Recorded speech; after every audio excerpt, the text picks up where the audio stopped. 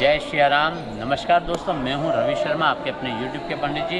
और इस समय हम खड़े हैं अयोध्या, श्री अयोध्या जी के कनक भवन में। कनक भवन राजा विक्रमादित्य के द्वारा बनाया गया हुआ है, परंतु उसके पश्चात यह काफ़ी बार तोड़ दिया गया था। और अभी जो स्ट्रक्चर आप देख रहे हैं, ये ओरछा नरेश के द्वारा बनाया गया था। और किसी समय में ये सोने का महल हुआ करता था। किस प्रकार से हुआ करता था उसकी आप पूरी की पूरी कहानी, पूरी की पूरी कथा सुनिएगा और बने रहिएगा इस पूरे के पूरे वीडियो पर।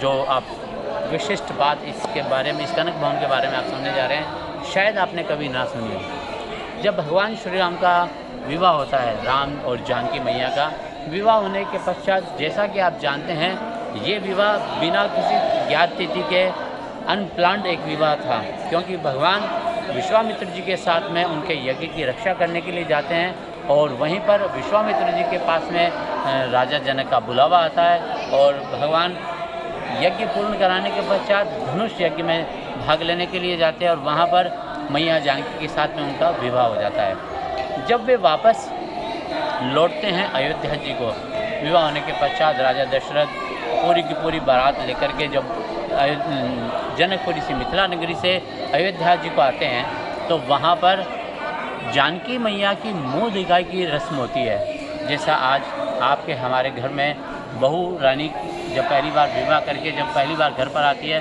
और किस प्रकार से उनका मुँह दिखाई का कार्यक्रम होता है। और वहाँ पर सबसे पहले नंबर आता है बड़ी माताओं का, बड़ी बुजुर्ग माताओं का, और वे बहू का मुंह देख करके उन्हें कुछ न कुछ भेंट स्वरूप दिया करती है।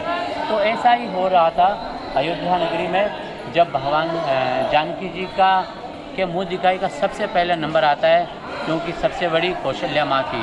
तो कौशल्या माँ जैसे ही जानकी जी का मुंह देखती है और मुंह देख करके वो बोलती है कि अरे वाह, तूने तो मेरा अभिमान भंग कर दिया। जानकी, मैं सोचती थी मेरा पुत्र ही सबसे सुंदर है, पर तू तो उससे भी 21 निकली, मैं तुझे क्या दूं। तो इस प्रकार से कौशल्या मैया एक बहुत सुंदर हार, नवल का हार जानकी जी को देती है और जानकी जी सब कुछ चाहती हुई मैया जी से वह भेंट प्राप्त करती है। सेकंड नंबर आता है किनका? कैकेयी मैया का। जी हाँ दोस्तों, क्योंकि भगवान श्री राम का विवाह तो अनप्लान्ड था, तो न ही वहाँ पर कोई विशेष नए दूल्हे और दुल्हन के लिए कोई नया महल नहीं बना हुआ था। ये महल पूर्ण रूपे सोने का था। तो उसी समय कैकेयी मैया ने ऐसी घोषणा कर दी मुँह दिखाई की रस्म पर जानकी जी को, ये कनक भवन सोने का महल एकदम रेडी विदाउट एनीथिंग, पूरा का पूरा महल उसी समय जानकी जी को ताला और चाबी जानकी जी को दे दी जाती है। यह है वो भवन। फिर नंबर आता है सुमित्रा मैया का। जब कौशल्या मैया ने उन्हें नवल का हार दिया, कैकेयी जी ने उन्हें ये कनक भवन दे दिया, तो सुमित्रा मैया सोची अब मैं क्या दूँ। उन्होंने उससे 21 दिया, उन्होंने 21 दिया, तो मुझे उससे और 21 देना चाहिए। तो सुमित्रा मैया जानकी जी के पास में आती है और वो बोलती है कि जानकी, आपको कौशल्या जी ने नवल का हार दिया है, तो वहीं पर कैकेयी ने आपको भवन दे दिया, आपके पास में सब कुछ हो गया, अब आपके पास में जो नहीं है वो मैं आपको दे रही हूँ। मेरा पुत्र लक्ष्मण आज से आपका पुत्र हुआ, मैं आपको मुँह दिखाई की रस्म में अपना पुत्र लक्ष्मण सौंप रही हूँ।